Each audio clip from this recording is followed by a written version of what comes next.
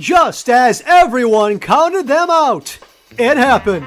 For the first time in 336 days, the Detroit Lions won a football game as they drop-kicked a cactus up the ass of Kyler Murray and the Arizona Cardinals to snap an 11-game losing streak. This week's opponent will get no easier as an angry Drew Brees and the New Orleans Saints invade the Motor City for a Week 4 showdown between a pair of 1-2 pigskin foes. Can the Lions beat the Saints for the fourth time in 5 tries dating back to 2014? Or will the Saints serve the Lions a plate of spicy Bourbon Street jambalaya? It's the Motown Sound versus the Jazz Blues, and it's next on Detroit Sports Extreme. Recorded from Ford Field in Detroit, Michigan, this is Detroit Sports Extreme. Here now is your new voice for Detroit Sports, Johnny Bakerstone. Happy weekend greetings, Lions fans, and welcome to Detroit Sports Extreme. After a week away in the desert at Arizona, we're back at the friendly confines of Ford Field in Detroit, where the leaves are changing and fall weather is in the Motor City air as the Detroit Lions try to build off last week's surprising 26-23 Week 3 win against the Arizona Cardinals. This week's opponent, the New Orleans Saints, are no slouch, however, as the Lions are trying to win in successive weeks for just the second time in the Matt Patricia era. Yamahama! But before we dive into this Sunday showdown with the Bourbon Street Bitches, let's quickly recap last Sunday's duel in the desert as the Lions won for the first time in 12 games. Week 3 recap. The Lions entered Arizona only winning one time in the desert in 10 games dating back to 1999. But don't tell that to Lions head coach Matt Patricia. The Lions stunned the Cardinals 26-23 behind a game-winning 39-yard field goal from kicker Matt Prater as time expired. No matter how shitty the Lions are, they always seem to have a good kicker, and Prater is no exception. It was his 15th career game-winning field goal as Prater earned NFC Special Teams Player of the Week honors for his 6th time with the Lions, thanks to 4 made field goals. The win was the Lions' first of the season, improving them to 1-2. Meanwhile, it was Arizona's first loss, dropping them to 2-1. Scoring touchdowns for the Lions were wide receiver Kenny Golladay and tight end Jesse James. Signed to a 4-year, $22 million deal in 2019, James's touchdown was his first in 19 games. I hope you weren't holding your breath waiting for it. It's quite humorous that James picked this game to haul in his first touchdown as a Lion, as we just called him out on last week's show. James now has 19 receptions in 19 games, which equates to $343,000 per catch. Keep up the good work, Jesse. Cardinals quarterback Kyler Murray threw for 270 yards and 2 touchdowns and ran for another. But Matt Patricia's defense actually did a good job containing the second-year dual-threat quarterback as he was intercepted 3 times. He's got unbelievable quickness and unbelievable acceleration, Patricia said. Obviously, it was a big priority for us to make sure we did the best we could to stop him. Well said, Poop. DeAndre Hopkins remained a target hog for the Cardinals with 10 catches for 137 yards. And Andy Isabella, who we mentioned on last week's show as a sleeper, hauled in 2 touchdown receptions. The lead changed hands 7 different times. And with the game tied at 23, with a little less than 5 minutes remaining, Matthew Stafford led the Lions on a 10-play, 70-yard game-winning drive that was finished off by Prater. After starting the season with a tough schedule, the Lions' next 8 opponents have a combined record of 6-18. but that may be a little misleading with Detroit's next opponent in Week 4, the 1-2 New Orleans Saints. Week 4 Preview. Amazingly, since 2014, the Lions have beat the New Orleans Saints in 3 of the last 4 times the teams have squared off against each other, including twice at the Superdome. Should they make it 4 of 5 this Sunday, the Motor City Kitties will enter their bye week with a modest 2-2 record after playing 4 tough opponents.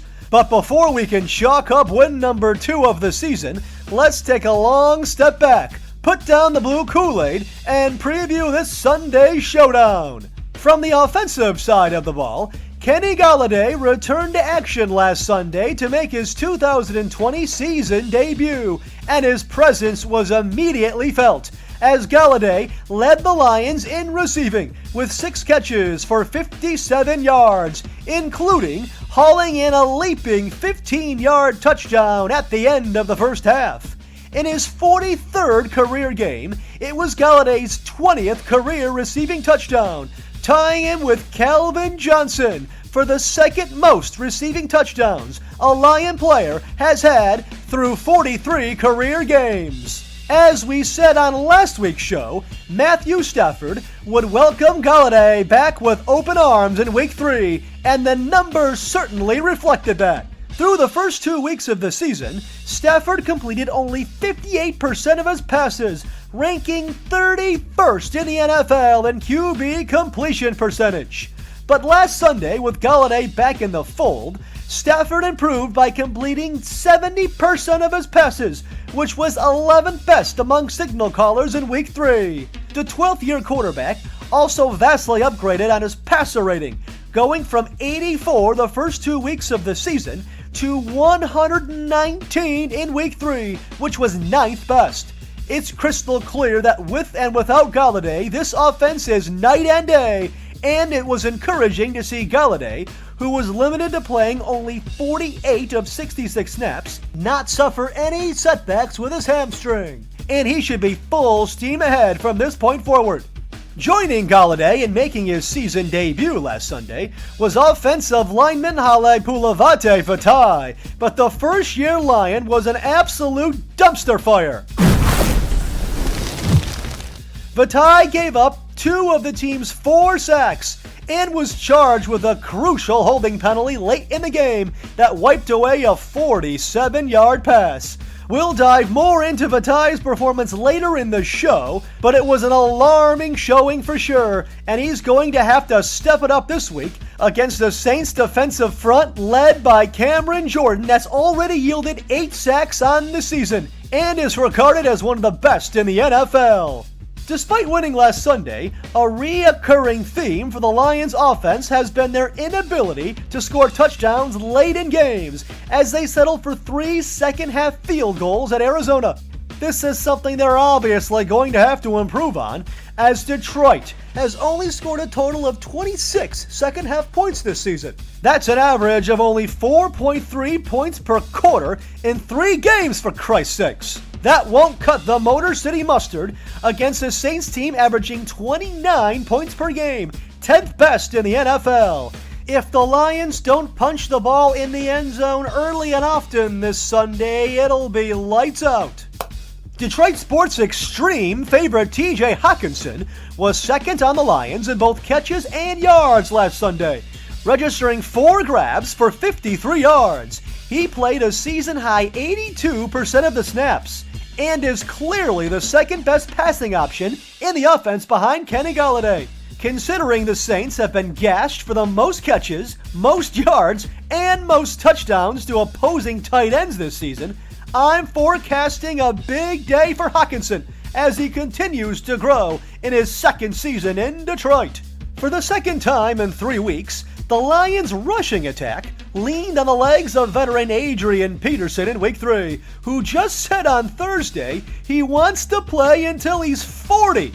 Although that's highly unlikely, Peterson continues to cheat Father Time in his 14th NFL season. His first carry against Arizona went for 27 yards, making Peterson the first 35-year-old in NFL history to record a rush of 20 or more yards in 3 straight games. He has become the unquestioned number 1 running back in Detroit, at least for now. After leading the Lions in carries in Week 2, Kerryon Johnson only tallied 3 rushing attempts in Week 3, and rookie DeAndre Swift didn't record a single carry. My God! So far, that's a second-round draft pick that has not panned out, Boob Quinn. Peterson finished last Sunday rushing 22 times for 75 yards, and for the season has 209 rushing yards, 13th best in the NFL, and he is averaging a respectable 4.9 yards per carry, 18th best in the NFL. Peterson will face a stiff test on Sunday, however, as the Saints have only allowed 1 running back to top 70 yards against them so far this season. As we will get to in just a couple of minutes, it's easier to pass on the Saints than run on them. So it'll be interesting to see how Peterson fares this Sunday, as I expect the Lions to be throwing the ball a lot. From the defensive side of the ball, the Lions surprisingly did a decent job limiting the Arizona Cardinals to only 23 points, as Duron Harmon, Jamie Collins, and rookie corner Jeff Okudah all recorded interceptions. It's Okudah that we had our eyes on the most, however, and after Week 2's debacle of a performance in Green Bay, he was a mixed bag in Week 3. Okudah allowed 5 receptions for 79 yards, and his second-half interception led to a Lions field goal. He had 6 tackles, including 2 for a loss of yards. Not so bad considering he was matched up against DeAndre Hopkins for most of the afternoon, but Okudah was also roasted in the open field by Kyler Murray, who juked him out of his jockstrap for Arizona's first touchdown. Despite the improvement, Okudah still ranks 149th out of 150 qualifying quarterbacks in Pro Football Focus grade. Yikes! His assignment this Sunday against Drew Brees and the Saints won't get any easier, but Okudah does catch a break as Michael Thomas will miss his 3rd straight game. Behind enemy lines, the New Orleans Saints. Although they're just 1-2 on the season, the Saints come to Detroit as one of the most dangerous teams in the NFL, especially on the offensive side of the ball, as they've scored 34, 24, and 30 points in weeks 1, 2, and 3 respectively. After outdueling Tom Brady and the Buccaneers in Week 1, the Saints lost 34-24 to the Raiders in their Las Vegas debut in Week 2, and were edged 37-30 by Aaron Rodgers and the undefeated Green Bay Packers last week on Sunday Night Football. Returning for his 20th season overall and 15th in New Orleans, quarterback Drew Brees is still playing at a high level despite his dwindling arm strength. In only 11 games last season, Brees threw for 27 touchdowns, only 4 interceptions, and nearly 3,000 passing yards. This season, Brees is completing over 70% of his passes and has the 9th best passer rating in the NFL at 106.2. He clearly can't get the ball down the field like he once could though, as Brees' arm strength continues to decline. He very well could be playing in his last NFL season. The 41-year-old quarterback has missed his number 1 wide receiver in Michael Thomas nearly the entire NFL season. Thomas led all receivers last year with 1,725 receiving yards, with the next closest receiver, Julio Jones, over 300 yards behind him.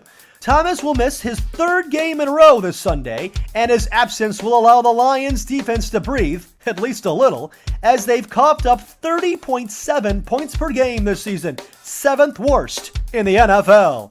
It's worth noting that Drew Brees has not won a game without Thomas in the Saints lineup since 2017. The Saints will also be without starting tight end Jared Cook, who, if you play fantasy football, you know, is about the most hit-or-miss player in all of football. Presumably stepping up in the passing game will be both Traquan Smith and Emmanuel Sanders, but I think Drew Brees will spread the ball around, and the Saints should provide the Lions with a steady dose of running back Alvin Kamara, who is the Saints player I'm most concerned with heading into this contest. With the Lions giving up the 5th most yards of total offense in the NFL, including the 3rd most rushing yards per game at 172, Kamara should have no problem running all over Ford Field on Sunday against an overmatched Matt Patricia defense. Kamara, who just inked a 5-year, $75 million contract extension last month, is fresh off 197 total yards and 2 touchdowns in Week 3, and 174 total yards and 2 touchdowns in Week 2. Oh, mercy!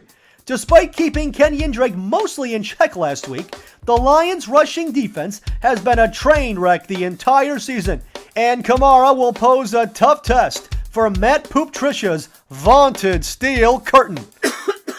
From the defensive side of the ball, the Saints have been gashed with injuries as starting corners Marshawn Lattimore and Janoris Jenkins have already been ruled out, as has defensive end Marcus Davenport. This is clearly worth exploiting for the Lions, especially as the Saints rank 20th in the NFL in opponent passing yards per game at 252. The Lions should have no problem piling up passing yards and scoring points against the Saints defense, but they may struggle to run the ball as the Saints give up the 6th least amount of rushing yards per game at 100. In a game with an implied point total of 54 points, tied for 3rd highest of the week, points will certainly be had for both squads. Saints head coach Sean Payton returns to New Orleans for his 14th season at the helm with an overall record of 133-78, winning an impressive 63% of his games. Despite finishing first in the NFC South in each of the past 3 seasons, however, the Saints have choked in the playoffs twice to the Vikings and once to the Rams, with 2 of the 3 losses occurring at home. Despite this, I don't think I have to tell you, Peyton is leaps and bounds better at coaching than Matt Patricia, and Patricia's overall record of 10-24-1 is clearly evidence of that. Peyton poses a clear coaching advantage for New Orleans, but then again, most every opposing coach does. So what team will improve to 2-2, and who will fall to the depths of 1-3 hell? Stay tuned for my prediction later in the show. We are going to take a quick 60-second commercial break here on Detroit Sports Extreme. Do not go anywhere. Touchdown, Detroit Lions, and the crowd goes wild. Oh, yeah. Breaking through the Ford Field walls this season, stir up some fun with Honolulu Blue Kool-Aid. Oh, yeah. I really think the Lions are going to make the playoffs this season, guys. With 50% less sugar than leading regular sodas and 15% more alcohol than leading regular beers, Honolulu Blue Kool-Aid will get you so fucked up you'll be predicting a Lions Super Bowl title in no time. Oh, yeah. Guys, this is the year. Honolulu Blue Kool-Aid, making Lions fans dumb since 1958. Oh, yeah.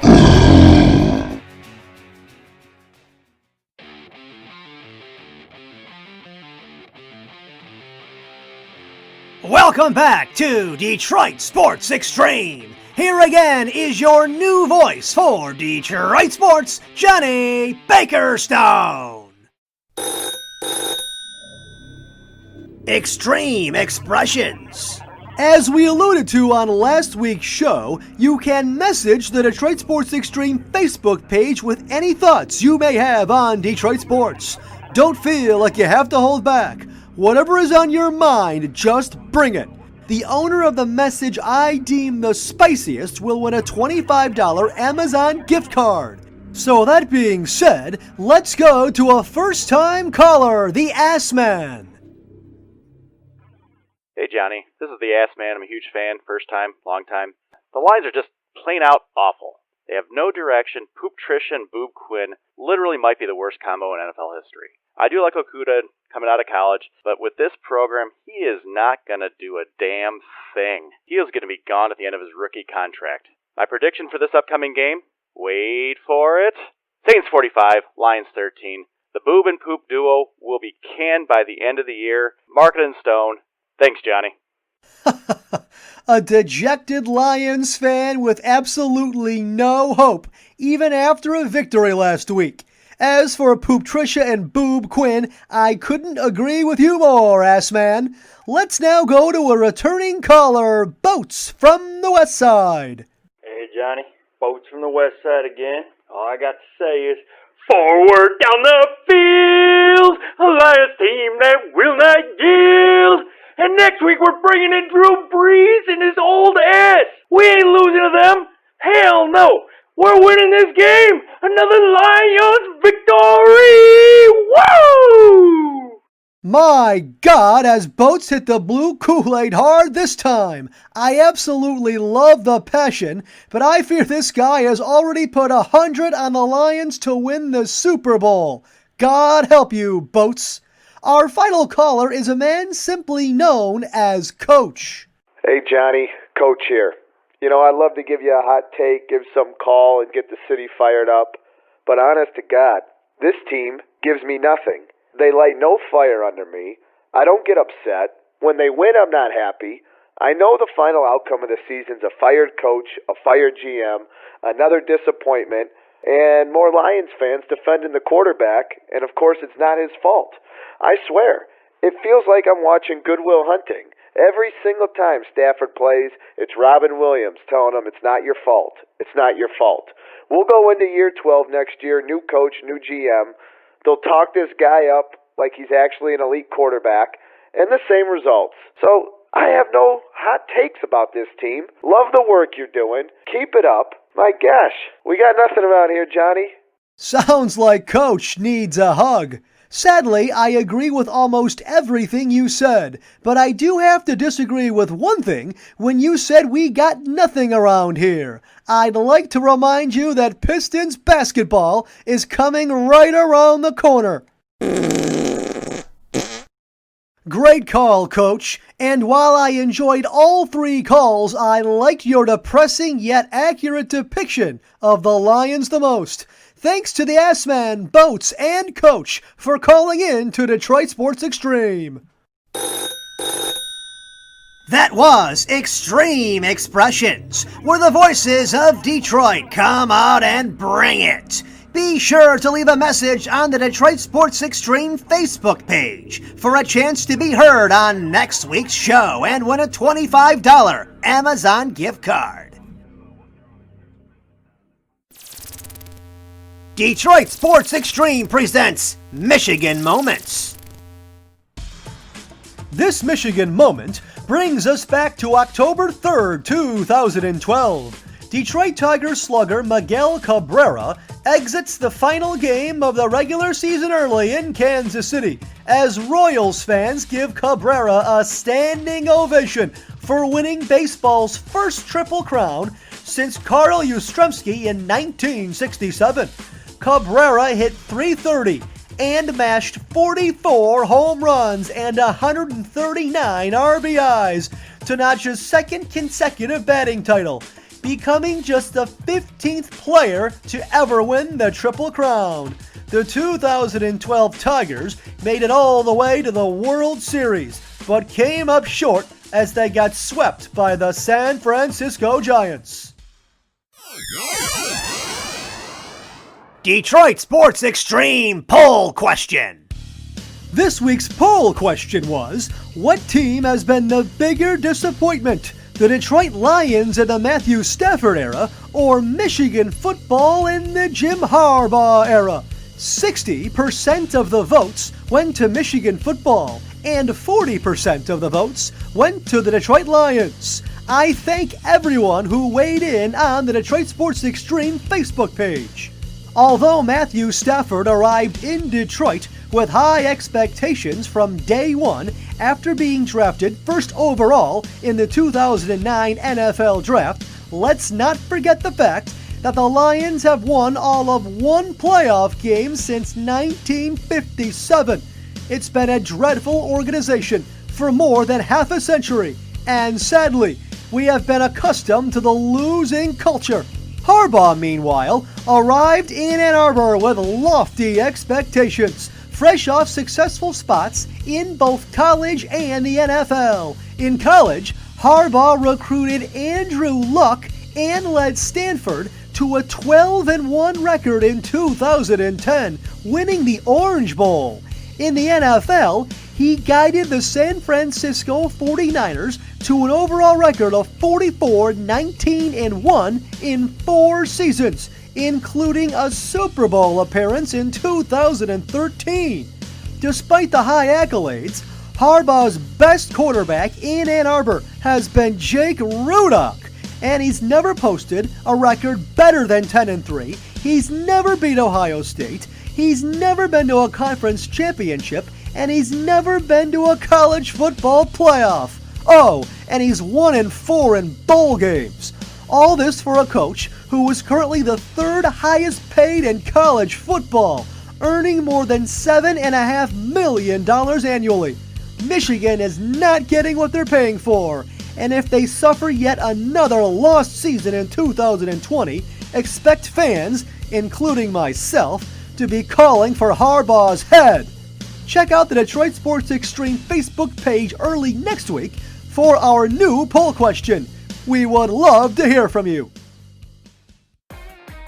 Bird of the Week.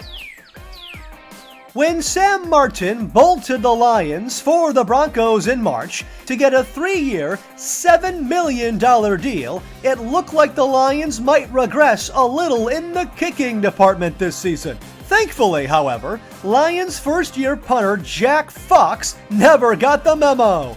Fox became the first punter in Lions history to win NFC Special Teams Player of the Month on Thursday. And although you'll rarely see the Bird of the Week awarded to a punter, we have to give Fox some mad props, as he's been kicking the absolute shit out of the football. Through the first month of the regular season, Fox has led the NFL in yards per punt, as well as hang time, allowing Lions coverage teams to get downfield to only allow 6 punt return yards on the entire season. Last Sunday, with the Lions trailing by 3 points in the fourth quarter, Fox mailed in a 45-yard punt to pin the Cardinals on their own 2-yard line that led to a 3-and-out. And the Lions tied the game on the very next drive. Fox, who was a member of the Kansas City Chiefs practice squad last season, has been so good that the distance between him and anyone else is greater than the distance between the number 2 punter and everyone else. Special teams helps win football games, and Fox, who pinned the Cardinals inside their own 20-yard line 3 times, was a big part of last Sunday's win in the desert. You could say he was a real kick to the Cardinals' nuts. Turd of the Week. Signing a career backup to a 5-year, $45 million contract last offseason, the Lions signed Halepulavate Fatai to seemingly be their starting right tackle. But when he made his Lion debut last Sunday, Vitae started at right guard, and the only thing harder to do than watch his putrid performance is to try to pronounce his name correctly. I said on last week's show and on my Twitter handle at J_Bakerstone, I'd be watching Vitae closely, and although I did, I couldn't bear to watch without a beer in my hand. Vitae gave up 2 sacks on 3rd down, as one ended a drive in the red zone, and the other saw former Lion linebacker Devin Kennard burn his jockstrap to get a free hit on Matthew Stafford. Vitae also got flagged for a second-half holding penalty at the 2-minute warning that negated a 52-yard pass to Marvin Hall that got the Lions all the way down to the Cardinals' 3-yard line. It was the kind of poopy performance that turds of the week are made from, and hopefully Vitae can turn it around this week against the Saints. Otherwise, Matthew Stafford might just get killed out there. Stat of the Week. 29. Matthew Stafford completed his 29th fourth-quarter comeback last Sunday in Arizona, the most of any quarterback in the NFL since Stafford entered the league in 2009. Additionally, after a second-quarter touchdown at Kenny Galladay, Stafford tied Dave Craig for 18th on the NFL all-time passing touchdowns list with 261. You can argue about how many big games the guy has actually won, and I'm as big of a critic of Stafford as anyone, but it's numbers like these that clearly make Stafford the best Lions quarterback in team history. Extreme Sportsbook. The Lions are getting 4 points this Sunday against the New Orleans Saints, and after slamming back 4 Honolulu Blue Kool-Aids, I'm taking the home dogs and the points. The Saints are depleted with injuries, and as we alluded to earlier in the show, the Lions have actually beat New Orleans 3 out of the last 4 times dating back to 2014. Let's go to 3-1 on the season in Lions Pick'em and take the points and pray. Fantasy Football Extreme! We told you to start Andy Isabella on last week's show, and you were rewarded with 47 receiving yards and 2 touchdowns. This week, I'm going right back to TJ Hockenson against New Orleans. I know what you're thinking, and I promise I won't pick the second-year tight end every time, but this week I just can't resist. The Saints have been absolutely dreadful this season in over-the-middle coverage, coughing up the most targets, catches, yards, and touchdowns to opposing tight ends. Last week, Hockenson set a career high by running a route on 90% of Matthew Stafford's dropbacks, as he recorded his 3rd straight game of at least 50 receiving yards. I think Hockenson goes way over that this Sunday, and he enjoys quite possibly his best day as a pro to date. Only the 8th most expensive tight end in daily, Hockenson can be had at more than a fair price, and he will finish this week inside the top 5 of tight end scoring. Deploy Hockenson this week with confidence, fantasy fans. That will conclude this edition of Detroit Sports Extreme. If you enjoyed the show, you can follow us a number of different ways. We are available on Apple Podcasts, Spotify, and Stitcher under the name Detroit Sports Extreme. You can also find us on Facebook, YouTube, and Twitter under the name Detroit Sports Extreme. To follow me on Twitter, my handle is J_Bakerstone. We'll see you next week, Detroit sports fans. Go Lions and go kick that New Orleans ass!